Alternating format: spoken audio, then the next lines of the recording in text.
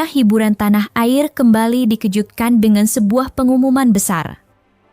Bukan soal perselisihan baru, melainkan tentang sebuah keberanian untuk lahir kembali. Setelah sekian lama berdiri di tengah badai kontroversi dan sorotan tajam kamera, sosok yang kita kenal sebagai Inara Rusli kini mantap melangkah ke babak baru. Ia tidak hanya sekadar mengganti panggilan, namun melakukan rebranding total dengan identitas baru yakni Inara Sati. Banyak yang bertanya-tanya, apakah ini hanya sekadar strategi untuk menghapus bayang-bayang masa lalu? Ataukah ada makna yang jauh lebih mendalam di balik pemilihan nama tersebut? Dari langkah legal mengubah data negara, hingga perjuangannya bangkit dari titik terendah secara psikologis, ternyata ada alasan-alasan kuat yang selama ini tersembunyi dari publik. Kita akan mengupas tuntas semuanya. Inilah 5 fakta di balik keputusan besar Inara Rusli menjadi Inara Sati.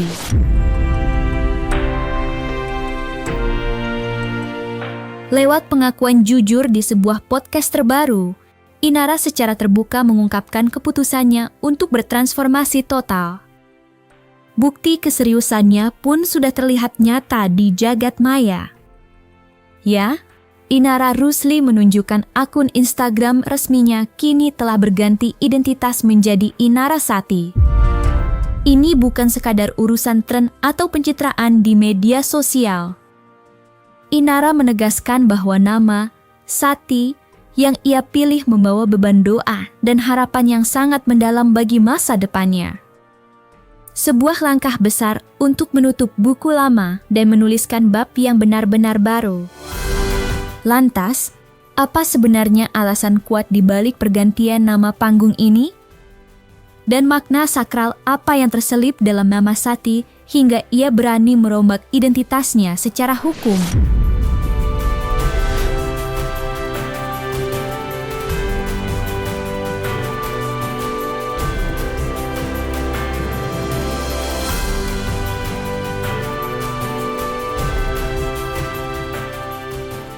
Inara Sati apa Inara Rusli nih? Inara Sati. Inara Sati ya? Ganti nama nih? Nama asli enggak? Nama asli enggak?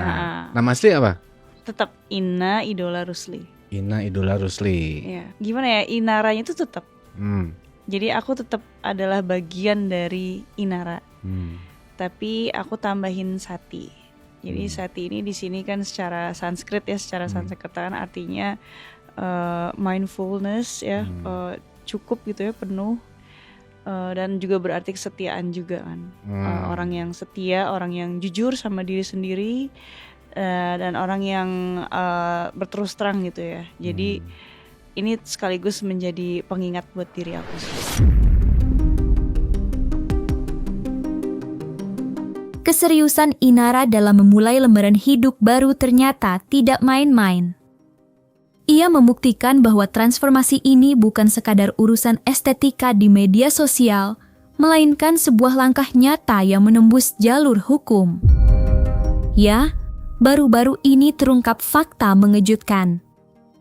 Inara secara resmi menempuh proses legal untuk mengubah tanda tangan pada kartu tanda penduduk atau KTP miliknya. Langkah berani ini menjadi pernyataan tegas bahwa Inara siap mengukuhkan identitas barunya secara konstitusi, sekaligus memutus keterikatan administratif dari memori pahit yang pernah ia lalui.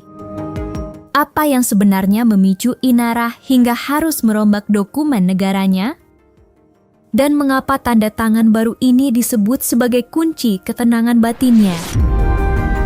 Kebetulan aku juga ngerubah tanda tangan aku di KTP. Tanda tangan? Ya. Wow. Kenapa tuh? Kenapa tuh? Nggak apa-apa, ada seorang teman yang bijak yang memberikan saran. Oh gitu. Jadi sebagaimana ucapan itu adalah doa, begitupun dengan tanda tangan. Setelah resmi menanggalkan nama lamanya dan memperkenalkan identitas Inara Sati kepada publik, sebuah kejutan besar kembali datang dari sosok yang penuh resiliensi ini. Ia tidak hanya kembali untuk sekadar eksis, melainkan siap menggebrak panggung industri musik tanah air dengan cara yang jauh lebih personal. Jika dulu kita mengenalnya melalui karya-karya grup, kali ini Inara hadir sebagai seorang komposer dan penulis lagu orisinal. Langkah ini menjadi pembuktian besar bahwa transformasi yang ia jalani bukan sekadar ganti nama panggung, melainkan sebuah revolusi karya. Melalui lagu-lagu ciptaannya sendiri, Inarasati siap menyuarakan semua emosi, pengalaman hidup, hingga rahasia hati yang selama ini terpendam langsung melalui nada dan lirik yang ia susun dengan jemarinya sendiri. Apakah ini akan menjadi babak baru yang membawa namanya ke puncak kesuksesan yang lebih tinggi? Dan seperti apa warna musik yang akan dipersembahkan oleh sosok baru ini? Insya Allah ke depan ini pengen coba untuk bikin lagu. Oh, mau nyanyi. Penyanyi ya dulu ya? Iya. Girl band dulu ya? Baru inget gue. Karena memang sebenarnya aku dari dulu dari SMP bahkan aku seneng banget nulis. Aku seneng banget nulis. Aku seneng kayak bikin puisi kayak gitu. Dan alhamdulillah kemarin karena aku sering masukin ke caption postingan aku, ada produser musik yang tertarik gitu, yang tertarik sama caption aku dan dia terinspirasi untuk dijadikan lagu. Jadi insya Allah nanti ke depan mau bikin lagu, mau start untuk captionnya apa? nyanyi lagi. Siapa sangka, sosok yang terlihat tegar ini sempat berada di titik nadir, hancur secara psikologis di bawah tekanan yang seolah tak ada habisnya. Rentetan badai hidup, mulai dari konflik rumah tangga yang menguras air mata, masalah hukum yang tak kunjung usai, hingga beratnya beban sebagai orang tua tunggal pernah membuat pertahanannya runtuh. Inara mengakui ada masa di mana ia merasa kehilangan jati diri dan arah tujuan. Namun, di tengah kegelapan itulah, sebuah nama lahir, Sati, bukan sekadar perubahan identitas untuk urusan popularitas. Nama ini muncul sebagai jembatan healing dan simbol penyelamat bagi batinnya yang terluka. Sebuah doa yang ia pilih sendiri untuk mengembalikan kepercayaan diri yang sempat sirna dan menyembuhkan trauma masa lalu. Benarkah perubahan nama ini mampu menjadi obat bagi kesehatan mentalnya? Dan bagaimana proses seorang Inarasati bangkit dari reruntuhan emosinya untuk menjadi wanita yang lebih tangguh? Pasti mas, pasti. Apa itu dia? Ya mungkin jadi, ya pasti sedih terus ya mungkin agak kecewa juga. Maksudnya makanya ini kan belum tahu nih apakah seperti apa gitu loh jadinya. Jadi mungkin ya agak sedih dan kecewa pasti. Harapan saya semoga dari kasus ini menjadi pelajaran ya buat kita semua, mau itu suami, mau itu istri, untuk muhasabah diri dan mawas diri gitu, untuk berpikir dulu sebelum bertindak, karena ini juga menjadi pelajaran bagi aku di kasus sebelumnya terhadap mantan suamiku, karena memang melalui proses hukum itu panjang dan sulit dan makan waktu, biaya, mental, dan juga pastinya korban anak-anak. Maka apa yang bisa ditempuh, kalau memang bisa ditempuh musyawarah secara kekeluargaan, musyawarah secara kekeluargaan.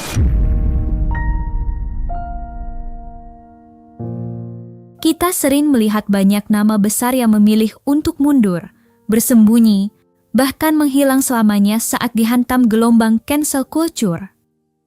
Namun, hal itu tidak berlaku bagi seorang Inarasati. Sempat terseret dalam pusaran polemik panas yang memancing narasi negatif netizen, Inara justru mengambil langkah yang tidak biasa. Alih-alih tunduk pada tekanan dan menghilang dari peredaran, ia memilih untuk berdiri tegak dan melakukan rebranding total.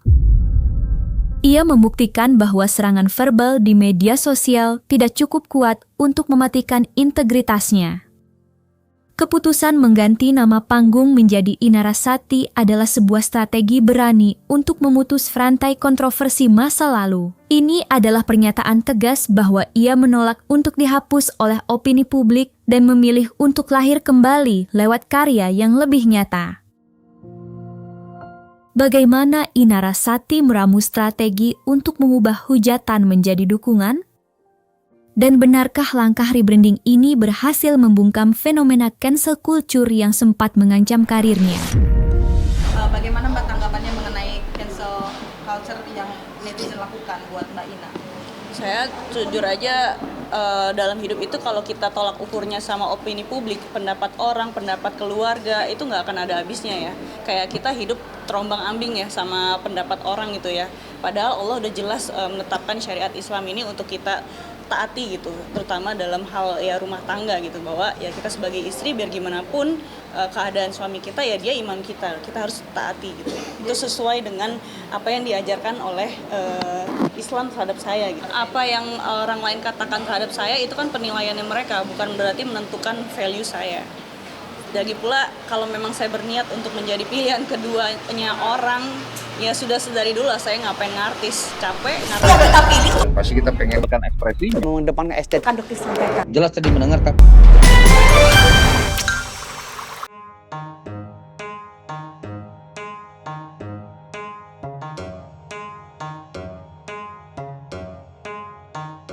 Nah, selesai sudah, Cumi Lovers. Jangan lupa untuk like, subscribe, dan juga share channel YouTube Cumi Cumi.